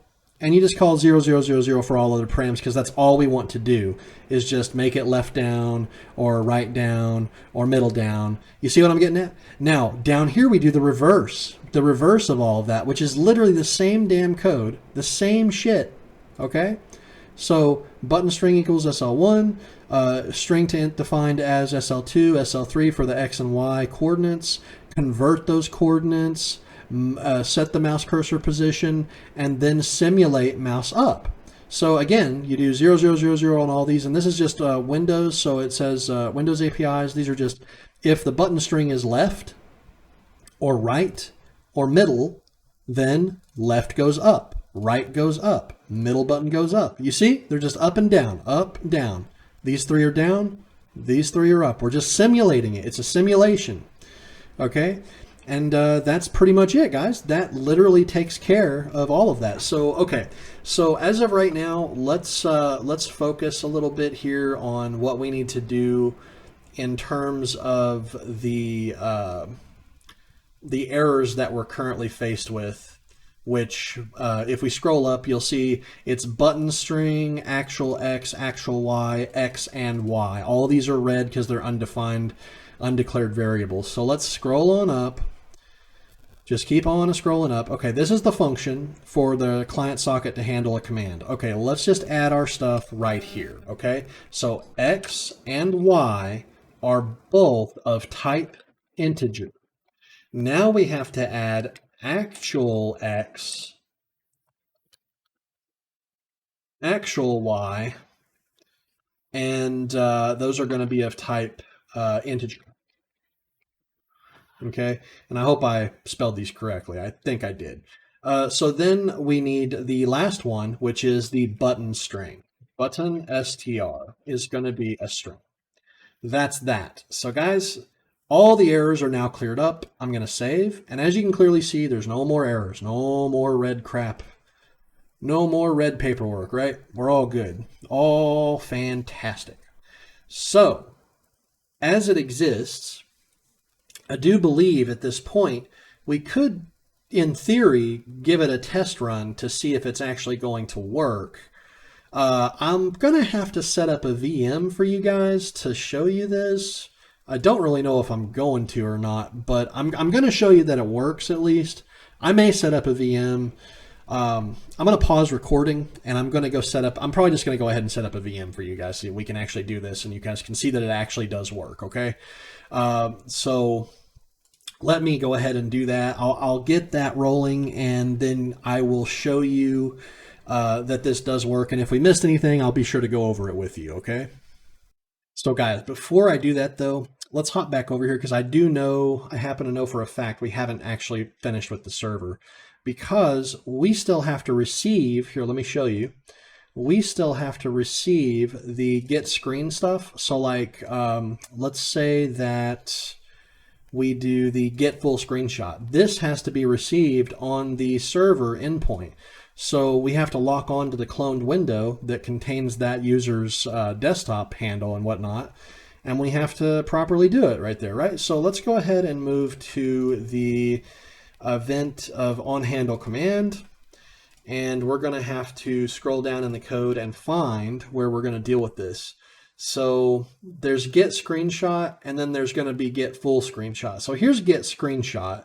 Let's scroll to the bottom of this right above thumb info and just let's just do like I'll tell you what, let's just leave it as is right there and hit enter a few times, get a little space in between here. And I'm going to paste in some code for the get full screenshot. And I want to make sure you guys understand this and get this done proper. So I'm going to paste that in.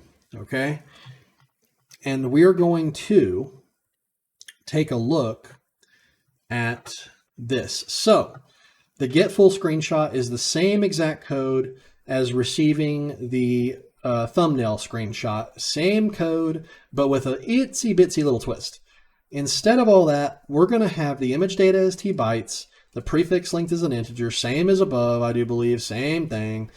We're going to get the prefix length by the length of the string that was received, separate the image out by minusing the length of the prefix, and then move the data where it needs to be.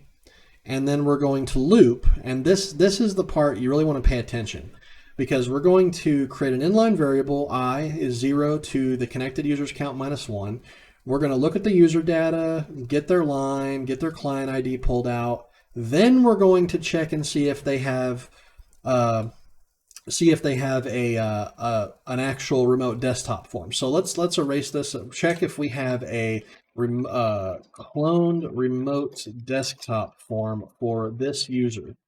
So now we're going to say if they do have a remote desktop for this remote desktop form of this user right here, then we're going to multi-thread a way to take that memory stream from the image of the memory stream, and we're going to throw it into their cloned form, which will show up right there.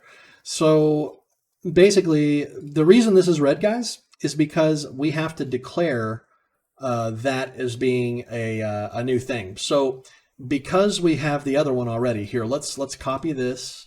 So we're just copying this one word like that, the remote desktop form. You see that? Just copy that, go all the way up to where we start this procedure, the handle command, server socket handle command, and come on down to the very bottom. You see how we have tform4 for task manager form?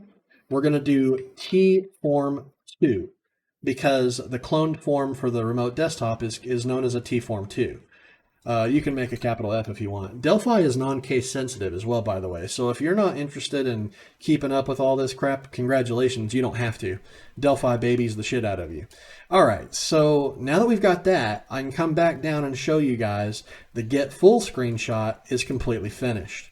So we're getting the full screenshot, we're separating the prefix from the actual image data itself, and then we're locking on to see if they have a remote desktop form for this user already created, which we do, or we should anyway. And then we're going to take their image and throw it into our image box, right there. So once we've done that, we can see their image. Yay! Problem resolved, right? All right, so I'm going to go ahead and do what I said and pause the video. And I'm going to set up a VM, and we're going to see if we can give this baby a test run. And just real fast, guys, one other quick thing. I do believe we did forget one tiny little small detail. And I don't want to do it on the test because I'm smarter than that. I'm not stupid. On the auto refresh right here, we never actually completed what we should have done. So let's double click this to go to the on check auto refresh checkbox click event procedure. We have to program stuff in here, because if you uncheck or check this based on what we have, nothing's going to change the button and nothing's going to put everything back to default so you can start over again, capturing a person's screen. So we got to fix that. So in this, we are going to take the following code and just paste. We're saying that if the check auto refresh is checked false, then we need to tell the timer to falsify itself and stop. We need to set the button screenshot caption to start capture again. So this button right here. And then we also need to enable that button so we can start over. There you have it. Problem resolved, boys. So that's exactly what we need. Okay. Just wanted to make sure that was there, because I know when we try it out, it's not actually going to work. Now, I will go ahead and try this on myself, but guys, because I'm on my own computer, this is not going to work out very nice, because I'm going to be controlling myself. And you guys know what happens when you have, like, a remote desktop software connected to your local host. You're controlling your own computer, so it makes it nearly unbearable to do anything. So I'm going to run it just real fast. So you'll see that I'm able to run this. I'm able to run the client, and we'll go ahead and wait for that. Okay, great. So now that I've got it running, I'm going to listen. And there I am. I'm going to click on myself. I'm going to right click, and I'm going to go to desktop capture, or I could click here even, and I could, this right here, I could just click this quick access button up here for remote desktop. Boom. And it works, you see? Now, if I try clicking that again, it just auto refocuses on the already cloned form. Perfect. So our form clone stuff works flawlessly, right? So now what happens if I were to close the client? Well, it perfectly works. You see that? So if I were to run the client again, and we're already listening, so here's the client running, okay? So now we get the connection, and I can click on myself, and I can right click, go to desktop capture. And now we could get a single frame by me just clicking the button, boom. And look, we got a single frame, right? So that's pretty cool. And I know it looks like shit. That's because my screen, guys, again, I reiterate to you, my screen is massive. So it's all crunched together because it's just a tiny little square, okay? So don't let that freak you out. But I would like to auto refresh and show you that I'm going to control the mouse, and it's going to work 100% in terms of it's going to hit the correct coordinates on the screen. So let me go ahead and start this capture. So as you can see, I'm now capturing my screen, and nothing's changing because I'm not really moving anything around. I didn't show how to get the mouse, okay? So let's move this over a bit, and let's see if, oh, seems like something is actually wrong. Hang on a sec here, guys. I think I may have forgotten something. Boys, we didn't even program our timer. How silly are we? Here, let me Control D this real quick. So in the timer event, because we have auto refresh enabled, we have to program the timer. So whenever we do the auto refresh checkbox, the timer is going to be responsible for re-triggering that. So we need to program in the ability for the timer to tick and tell the opposing endpoint to send an image. So we have to say, send to the single client whom we are currently latched onto, which is this guy on this clone form, get a full screenshot. Done. Okay, now I'm going to run it again, and we're going to try this again, okay?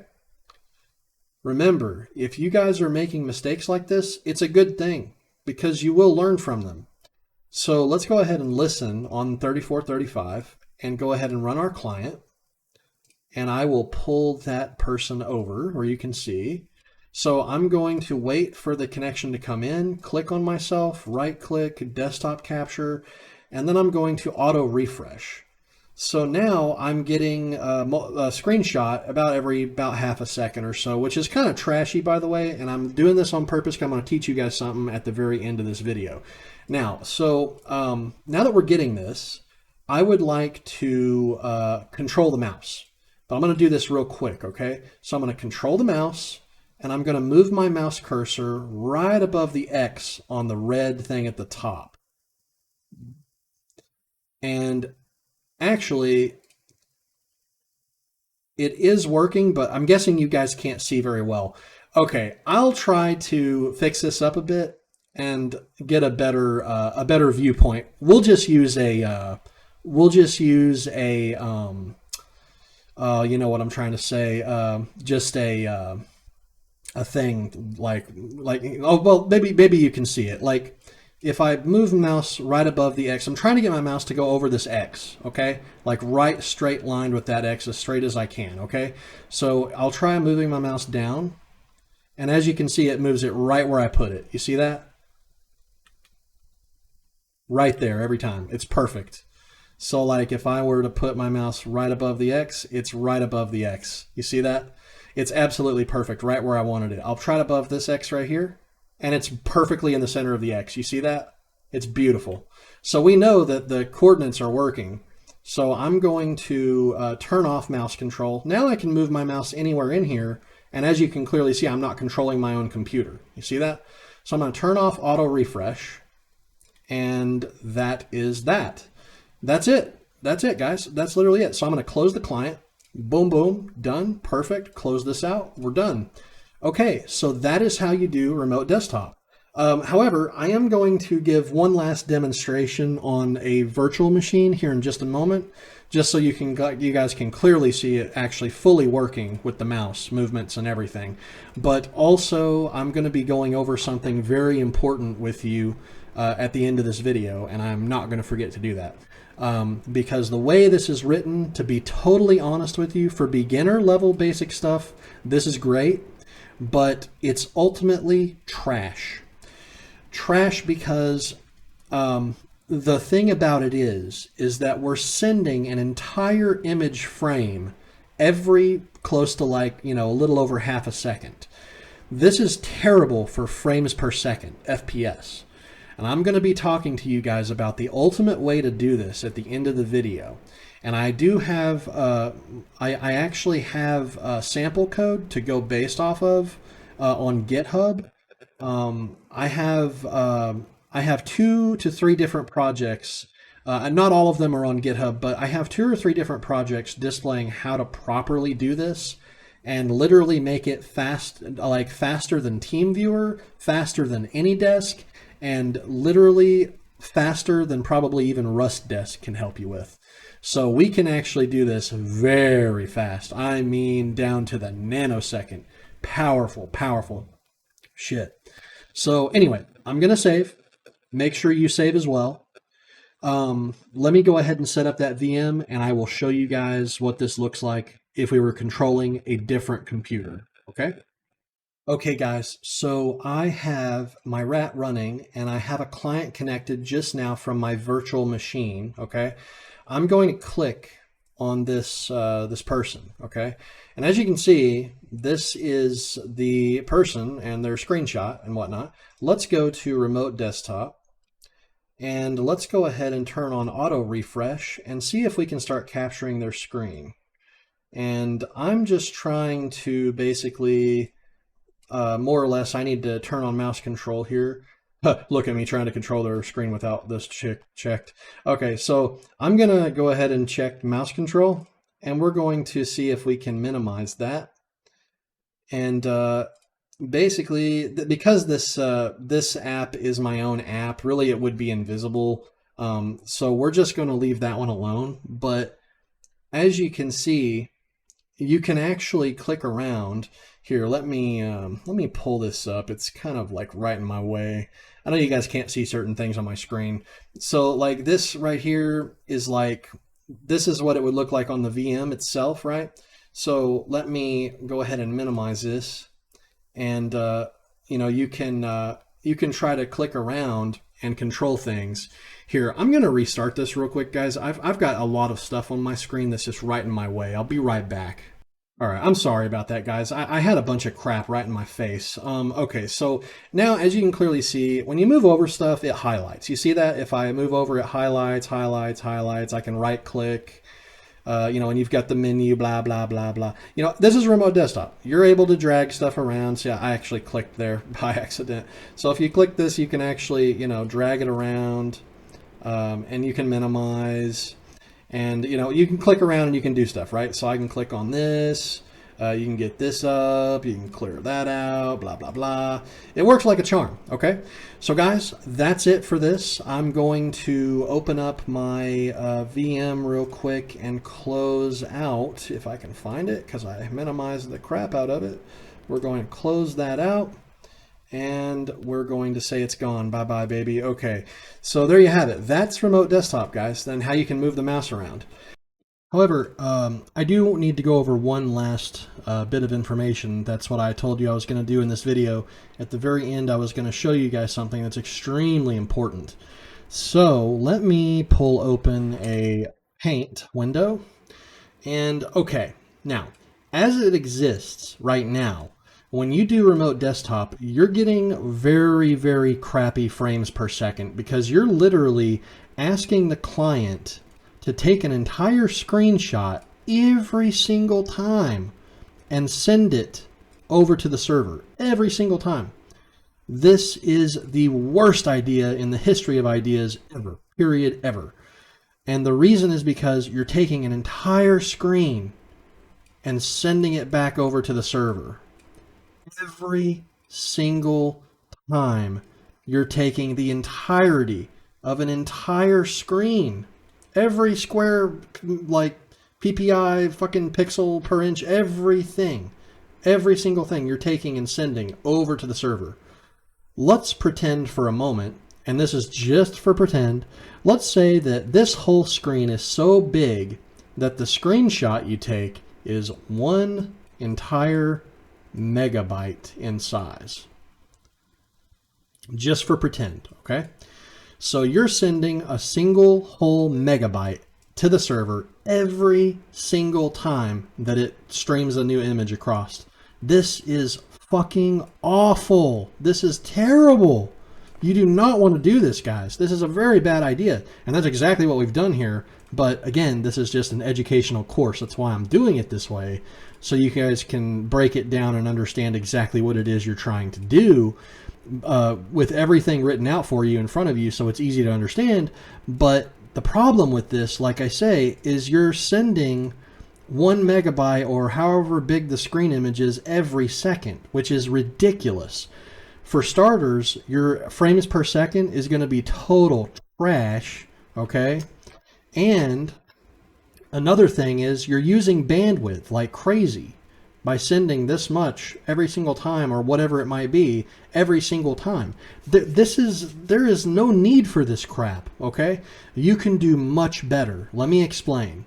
If we do a don't save here, so this is brand new. So let's say this is our server, okay, that's us, and this is the person we're looking at, this is their desktop, and we're gonna send them over to the server, obviously. But if we send the first time, if we take their entire screen, so the entirety of their entire screen, only the first time, and we send it over to the server, right? Then the person that is the server, that being you get their whole screenshot the first time. So the first time we send that one MB, right? This is supposed to be caps, but whatever. So you get it, 1 megabyte, whatever it might be. So you send it over one time, only the first time, one time, that's it, Okay. Now I'm going to Control Z a lot of this out of here. And so the first time you send it, you send the whole frame, the whole fit picture of their desktop. However, let's say this person had a window open that's really small like this, okay?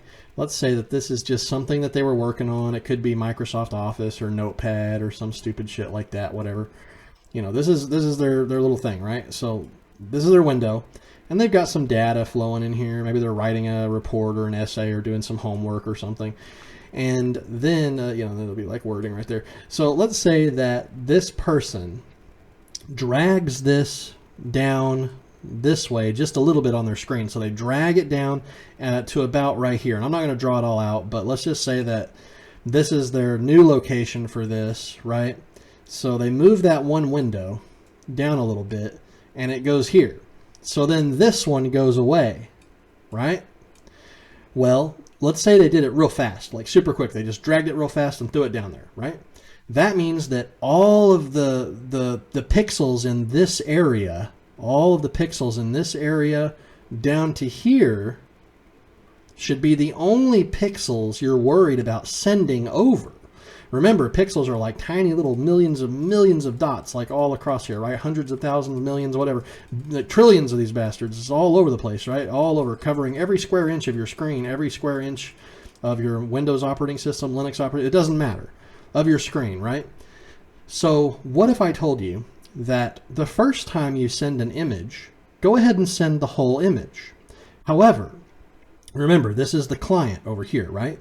Follow me so far?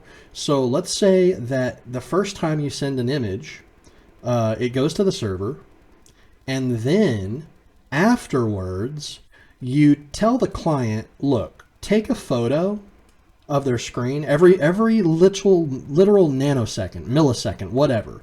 So take a picture of their screen, their whole screen. Take another picture of their whole screen. Merge the two together on top of each other and look at the changed pixels. So then it only detects these changed pixels where where the user drugged something or moved something or their mouse moved somewhere, and it only takes that little bitty amount, which is only going to be like maybe like 2 KB, you know, kilobytes worth of information, and sends it over the socket connection to the server, rather than sending an entire image every single time. If you do this method of only sending the dirty or changed pixels, you will be like amazed at just how fast and instantaneous your remote desktop capture is. You couldn't even measure it in terms of FPS anymore, because as soon as they move something, it's so fast, it's like instant. You see what I'm getting at? So that's what I wanted to tell you guys at the end of this video. I wanted to tell you that if you do it this way, it's just more of an advanced way of doing this, then you're going to be far better off. Because as of right now, and here, I'll open this up one last time just for us to show you. I'll show you proof, like just how trash this actually is. If you run the client, here, I'll run the client on me, and I'll listen for a socket connection. And once I have a connection, I've got myself, and then I will right-click, desktop capture. I will auto refresh, and I'll click. Now you're going to see, watch. If I move this, see, watch. If I move it, see how trashy, like that took like a literal while to get. And that took a while to get. You see how it's like lag? It's like lag almost a second. That's because the timer, to be honest with you, because I have it at like a half a second interval.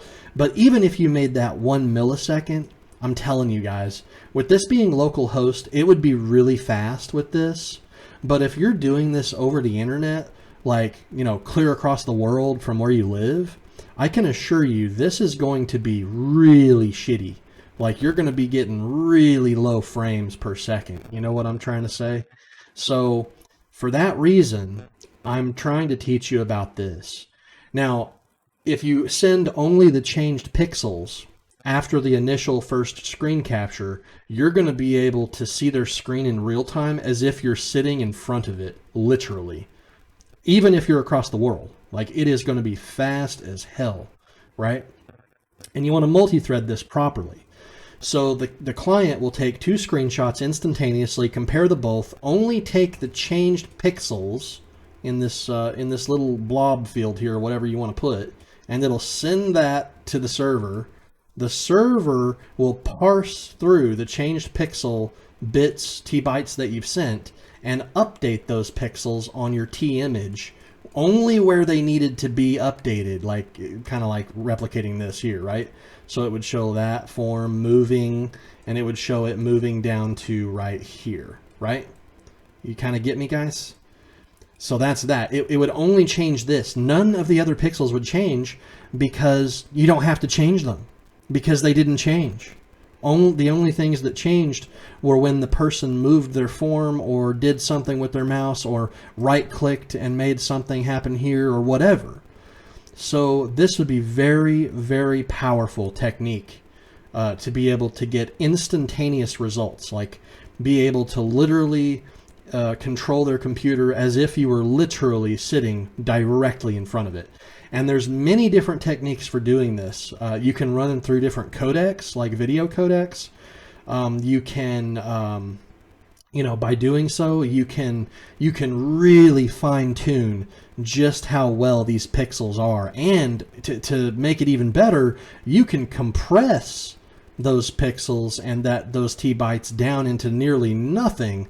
I mean, you can literally compress them so far that it's not even sending 2 KB. It might only be sending 0.0024 of a KB. You see, you can literally do lots of stuff so that way it's even less and even faster at being able to update and get the results and show them on screen to you. So guys, I just wanted to, like I said, I just wanted you to know that this is a thing, okay?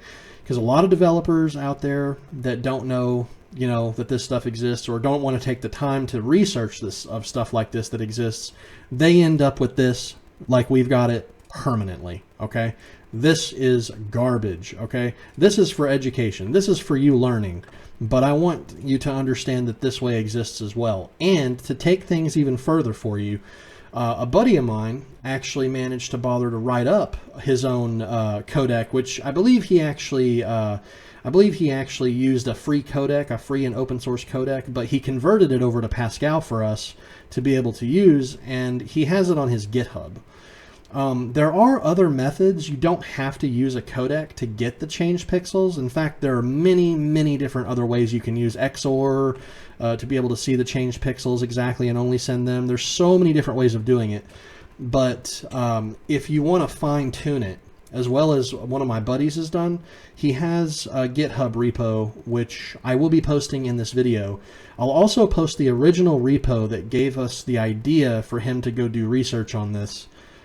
Which is just another more simplified way of kind of doing it. My friend's is by far better because he bothered to actually take the time to write the codec and make it do it much faster. And I've got to tell you guys also, my buddy and we actually, I believe we measured the bandwidth ratio from TeamViewer, RustDesk, and AnyDesk. So over a period of time of like 3 to 5 minutes, we determined that our Delphi application was like 3 times faster than all of them combined. Like, and get this, with TeamViewer, I think we calculated it at like 30 or 40, like 40 megabytes or something like that, which is ridiculous. Like, so we got 40 megabytes being sent over in 3 to 5 minutes, which is absolutely ridiculous. And on RustDesk, I think it was like 23 or 21 or something like that. So RustDesk is amazing. But like, and then I think AnyDesk was something really ridiculous too. It was like, I don't know, 30 or 45, something around there. So you guys can tell that these are just trash, right? So like, basically, with ours, this is freaking insane. With ours, with the changed pixel ratio and everything, and our codec and our compression on data that's being sent over the socket, I think we brought ours down to a bare minimum of like an 8. It was like an 8.9 or something like that megabytes in 3 to 5 minutes. which was insanely nuts. And the ability to send the mouse cursor position and right click and all the keystrokes and everything added in. I mean, literally, I haven't seen anything yet that beats it. I really haven't. Now, I don't know if there's specialized settings you have to do for AnyDesk or TeamViewer, but I will tell you this. For a corporate company to write code like that, and then two indie devs like us just come along and just destroy the literal shit out of them with Delphi, unbelievable. Absolutely unbelievable. And what makes it even more unbelievable, using free open source codecs. Now, if I can remember the name of the codec, I'll try to go look at his code and try to put it in there. That way you guys can see like what we had to do to get this to work. But I'll try to link everything in the description of the video. That way you guys can clearly see and go and download it and run it and test it for yourselves. But I'm telling you, RustDesk, AnyDesk, and TeamViewer, absolute dog shit compared to ours.